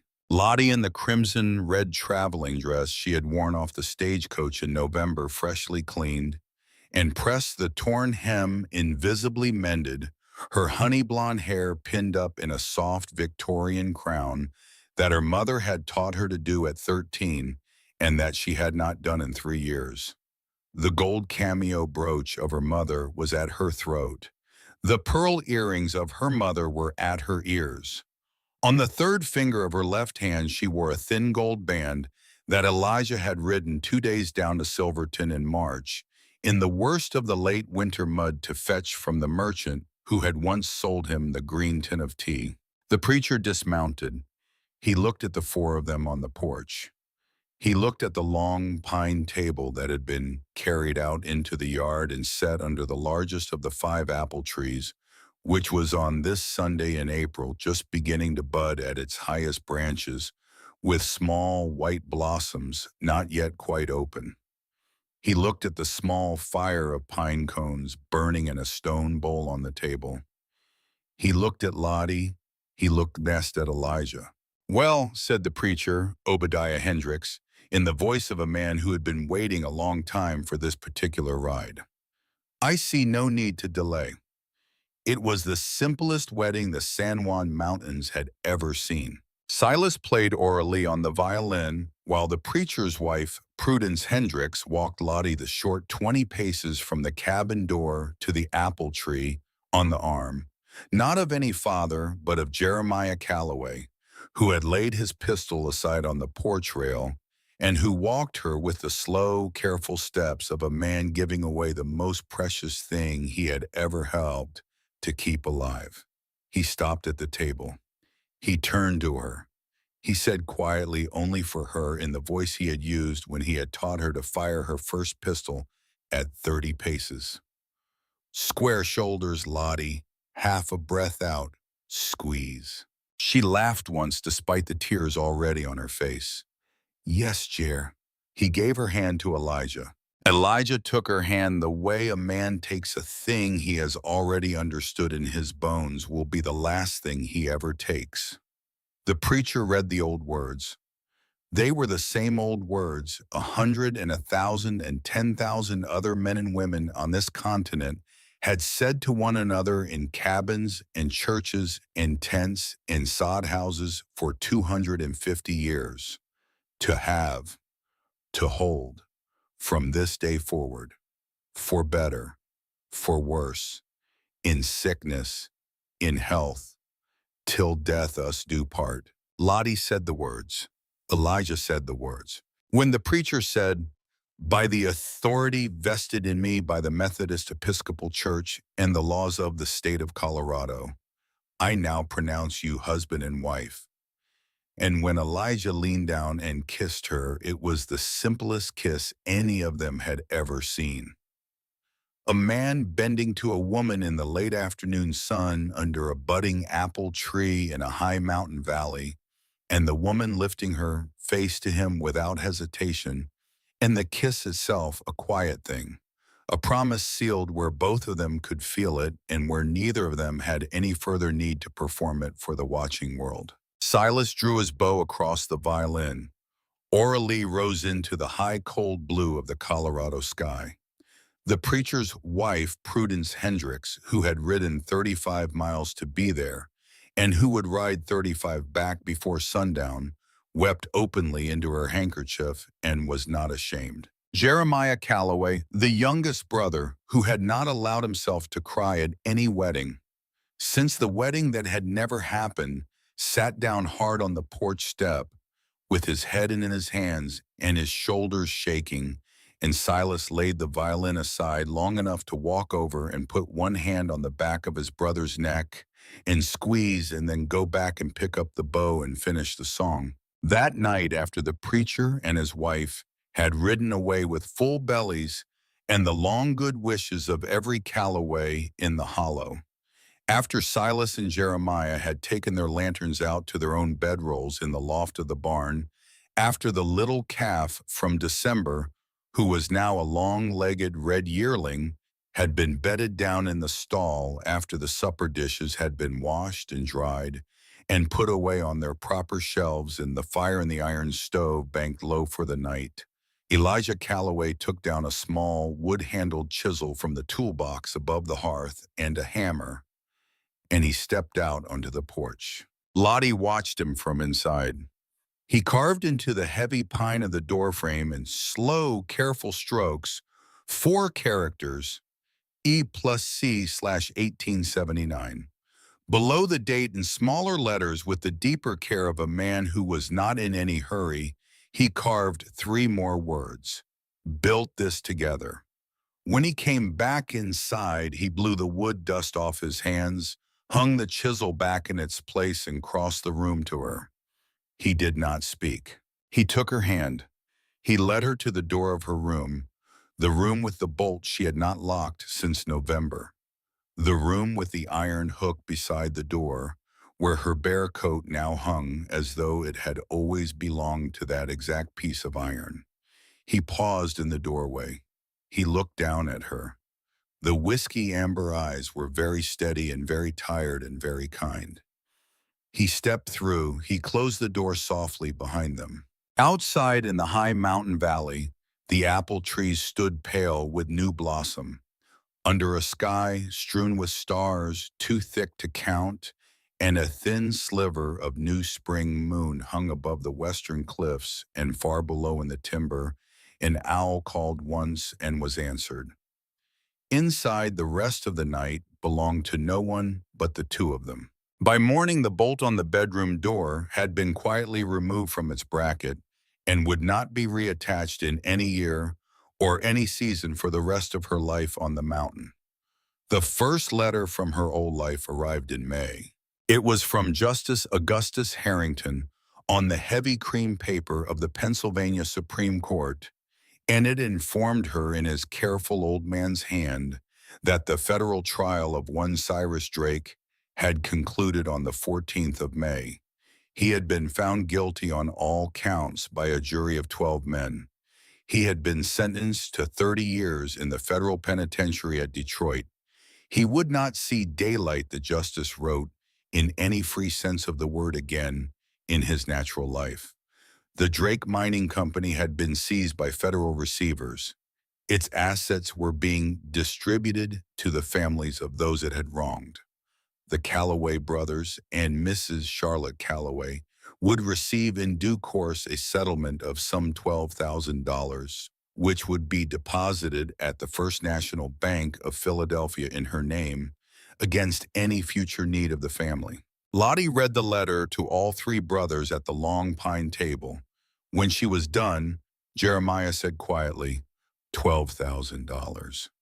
Yes. What do you mean to do with it, sister? She had not heard him call her sister before. She set the letter down. She thought a long moment. I will set aside $2,000 for the children when they come. I will give 2,000 to Reverend Hendricks and his wife who saved your life on a snow road in December. I will set aside 1,000 for a schoolhouse in the lower meadow where any child within 30 miles may come and be taught letters and figures by me free of charge beginning when the snow goes off next spring. The rest stays in the bank and we do not touch it except as the homestead requires. Elijah beside her simply nodded. Silas said, "A schoolhouse. A schoolhouse, Silas. My mother taught me my letters at our kitchen table, Lottie, from the same Bible that sits on your shelf. Then you and I will teach together when you have an hour to spare from the cabin." "Yes, ma'am," Jeremiah said, "and what shall I do?" "You, Jer, will do what you have done since November. You will teach any child who comes to that schoolhouse and any wife who comes after them how to fire a colt at 30 paces square shoulders, half a breath out squeeze.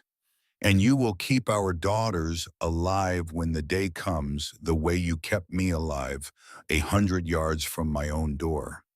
He looked away. He nodded once. He did not speak again that evening.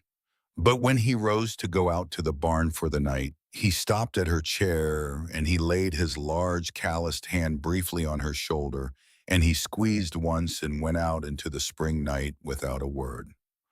The summer came on hot and green. The 5 apple trees that had been carried as saplings out of Virginia by the brother's father long years before and replanted in this hollow by Elijah's own hand when he had broken the ground in 1874, set fruit in numbers Elijah had never seen. By August, the boughs were heavy with small green apples that would ripen red by September. The garden Lottie had laid out behind the cabin in March on a square of ground broken by Silas's spade and Jeremiah's hands came in thick with corn and beans and squash and tomatoes and 3 kinds of pepper. The cattle grew fat on the high meadows. The newborn calves of December, all 3 of them ran the long pasture on legs grown long and strong. In late July, Lottie told Elijah on the porch in the evening that she was carrying a child. He went very still. He did not speak for a long minute. Then he said in a voice that was rough at the edges, "When February, Reverend Hendricks's wife, who was a midwife in Boston before she married him, says February. February. Yes." He pulled her in against his chest, and he held her there, and he did not say another word for a long time. When he finally did speak into her hair, it was only this, "I do not deserve you, Charlotte Calloway." "You do, you did. You always did, Eli. I love you. I know. I love you, Lottie. I know my love. I have known since November." In February, in a heavy snowfall, not unlike the one that had nearly taken Elijah a year before with Prudence Hendricks at the foot of the bed, and Silas at the kitchen stove keeping water on the boil, and Jeremiah pacing the long pine floor of the great room from end to end like a wolf in a barn, Theodore Tobias Calloway came into the world. He came in red-faced and roaring at 4 in the morning. Elijah, who had been in the bedroom the whole time, who had not let go of her hand through any of it, took the boy in his great calloused hands, and he laid him against his bare chest under the blanket, and he wept openly this time where any man who cared to look could see him. Jeremiah came in quiet from the kitchen. He stopped at the foot of the bed. He looked down at the small, dark-haired thing breathing against his brother's chest. "Theodore," he said. "Theodore," Lottie said, "after my father, Tobias was my father's name. We will give the boy both. Theodore Tobias Calloway." "Yes." Jeremiah swallowed once hard, and he reached out one large, scarred finger, and he touched very gently the smallest finger of the child's left hand. The child in his sleep closed his fist around his uncle's finger and would not let go. Jeremiah stood there a long time bent over the bed with the child's hand around his finger, and he did not pull away and he did not speak. Silas in the doorway said softly, "He has a strong grip, Jer. He does, Silas. He'll do. He'll do." Outside, the snow fell on the long roof of Callaway Hollow, and the fire in the iron stove burned warm, and a calf 3 years old now lowed once in the barn in the high mountain valley in the San Juans of Colorado kept as it had kept and as it would keep its slow, patient watch over the people who had chosen at last to stay. The years moved the way years move on a high mountain homestead. In the summer of Theodore's first year, the schoolhouse was built in the lower meadow of pale milled lumber, hauled up from Silverton with 2 rooms and a small bell on the roof and 12 desks made by Silas's hand. Lottie taught 14 children that first year, including 3 from the Hendricks family 35 miles south, who boarded with the Callaways during the school weeks. She taught letters and figures and history. She taught her father's old kindness to anything wounded, and she taught Walt Whitman to those who had a feeling for it. Silas taught carpentry on Saturdays. Jeremiah, true to her promise, taught marksmanship to any child of 12 or older whose parents gave consent square shoulders, half a breath out squeeze. In the spring of Theodore's third year, Silas married Tabitha Briggs, a young widow from Silverton, with a steady hand and a quiet laugh, who had walked into the general store one Saturday morning and asked if the man with the violin played any Stephen Foster, and who had stood in the doorway listening while Silas, blushing under his beard, played "Hard Times Come Again No More" for the first stranger in 12 years. They were married in the apple orchard by Reverend Hendricks at the same long pine table on which the wedding contract had been signed, and they built their own small cabin a quarter-mile up the creek, where the creek ran cold and clear out of 2 pale stones, and where in time they raised 3 children of their own. In the autumn of Theodore's 5th year, Jeremiah married Abigail Hendricks, the eldest daughter of the preacher who had stitched his cheekbone in the snow. She had grown up tall and serious with her mother's dark hair and her father's gentle hands, and she had loved Jeremiah Callaway since she was 17 years old and had nursed him through a fever night 3 winters before. Their wedding was held in the small, new church Reverend Hendricks had built in the foothills, and Jeremiah, when he turned to her at the altar, had a face Lottie had never seen on him before. It was not the face of a younger brother. It was not the face of a man who had buried a woman in his youth. It was the face of a man who had lived finally long enough to be loved twice, and who had decided at last to allow it. In the spring of Theodore's 7th year, Lottie bore a daughter. She was named Wilhelmina Cordelia Callaway, after no one in particular, except that Cordelia was the name of a young woman in Virginia who had loved Eli Callaway in 1864, and Lottie had asked gently on the porch one evening if he might mind, and he had not minded. He had wept again. He had said only, "She would have been kind to you, Lottie. She would have been very, very kind." Wilhelmina called Willa from the day she could speak. Her own name was a wild thing with her mother's honey blonde hair and her father's steady amber eyes. By the age of 5, she could ride. By the age of 7, she could shoot. By the age of 10, she could read 4 languages, having decided on her own that she wished to. In the summer of Theodore's 10th year, a 3rd child came, a boy. They named him Bartholomew Silas Callaway, called Bart, after the gentle uncle whose violin he would in time learn to play. The cabin grew. The barn grew. The herd grew. The 5 apple trees became 15, then 25, then by the spring of 1895, a proper orchard of 40 trees that bore so heavily in the autumn of that year that Silas drove a wagon load of apples to Silverton and sold them, and the sign on the wagon read in Lottie's clear schoolmistress hand, "Bellamy Callaway Orchard, Callaway Hollow, Colorado." There were hard years. There were always hard years. The winter of 1886 took 8 head of cattle. The drought of 1890 burned the upper pasture brown by July. In 1893, Silas's youngest boy, 3 years old, took a fever and nearly died, and would have except that Lottie, who was no doctor but who had been her father's daughter, ate up with him for 9 straight nights, with her father's stethoscope around her neck and her father's voice in her own throat. And the fever broke at last, and the boy lived, and Silas and Tabitha, who had no proper words for what she had done, simply began that following Christmas to call her not Lottie but sister, and they did not stop for the rest of their lives. In 1899, Reverend Obadiah Hendricks died at the age of 73 in his own bed, with his wife and his daughter Abigail, and his son-in-law Jeremiah, and his 3 grandchildren around him. They buried him on the south slope above his church. Lottie spoke at the grave in front of more than 200 people, and what she said was not a sermon. It was simpler than that. She said, "He stitched my brother's face in a blizzard, and he would not take payment. He married my husband to me under an apple tree. He buried my children's umbilical cords in his own churchyard, with my permission that they might have roots in this country.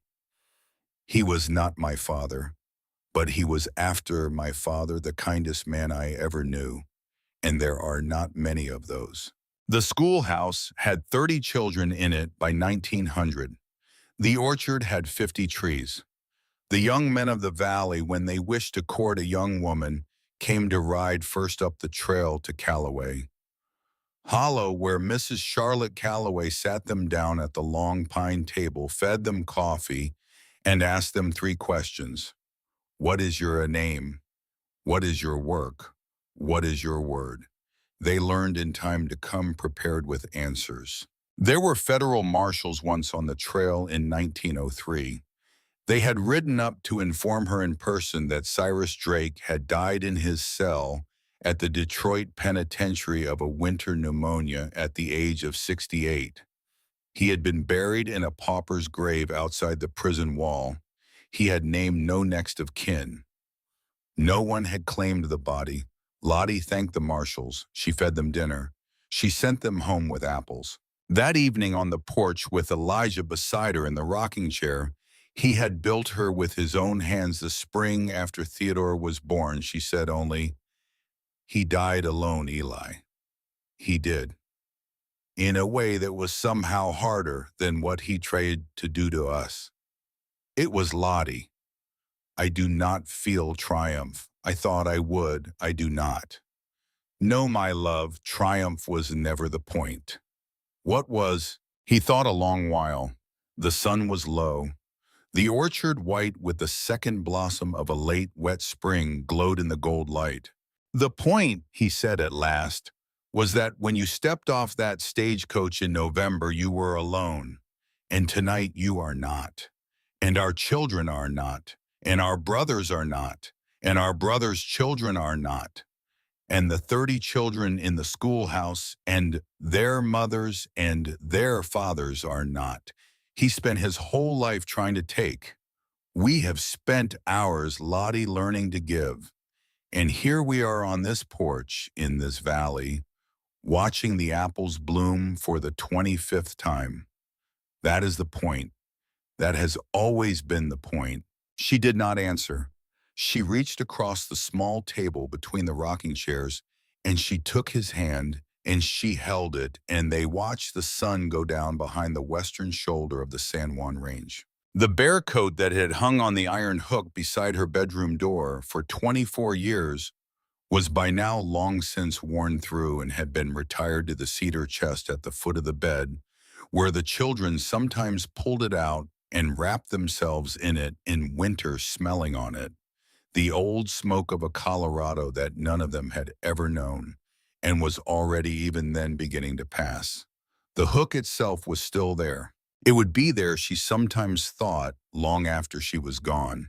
Theodore Tobias Callaway, who had been born in a snowstorm in February of 1880, grew up tall and dark and steady with his father's eyes and his mother's quiet laugh. At 18, he rode east to Philadelphia with 2 letters in his saddlebag, one from Justice Augustus Harrington and one from Senator Cornelius McKean, both addressed to the Dean of the Jefferson Medical College. He was admitted on the strength of those letters and on the work of his own hand. 4 years later, in the spring of 1902, he came home a doctor in a fine black suit and with his grandfather's old leather medical bag, and he hung out his shingle in Silverton, and he rode the 70 miles up to Callaway Hollow once a month for the rest of his working life to see his mother, whose lungs in old age would be weak and who would never on his orders spend another winter alone in any cabin without a doctor's son under the same roof. Wilhelmina Cordelia Calloway, called Willa, married a Wyoming rancher named Jonas Pickett in 1905 and bore him 4 children and ran his ranch beside him with a colt on her hip and a textbook of agricultural science on her saddle, and lived to be 93. Bartholomew Silas Calloway, called Bart, played the violin like his uncle and farmed apples like his father, and never married, and lived in the cabin at Callaway Hollow with his parents, and then alone for many years after, and tended the orchard, and wrote in his late life a long, quiet book about the high country, which Lottie in her last years helped him to edit. The book was published after her death by a small press in Denver and is still in certain mountain houses in Colorado, kept on shelves beside the family Bible. The cabin Elijah Calloway had built with his own hands in 1874 stood for 137 years. It is in the year these words are set down a small private museum kept by a great-great-granddaughter of Theodore Calloway, who is herself a doctor in Silverton, and who comes up the trail in the summer months to keep the dust off the long pine table and to oil the iron hook beside the bedroom door. The hook is still there. The bear coat is still there, folded now in a glass case beside it. A small handwritten note in a careful Victorian hand sits beside the case. It reads in faded ink. This coat hung on this hook for 24 years. The first night it hung there, I was 24 years old, and the only home I had left in the world was the one I had stepped into that afternoon. I did not know that night that I had come home. I learned it slowly in the kindness of 3 men, in the music of a violin, in the strong grip of a child's hand around an uncle's finger, in the smell of bacon on a cold morning, in the silence of a man drinking tea by lantern light when he had said he did not drink tea. I learned it because they taught me, and I am writing it here because the lesson in the end is the only thing worth leaving. You are home now. Wherever you are reading this, you are home now if you can find the people, however few they are, around whose table you may sit and not be afraid. Find them, stay with them, build it together. The winter always ends. The spring always comes, and the story in the end is not the storm, but the porch you walk back onto when the storm was through.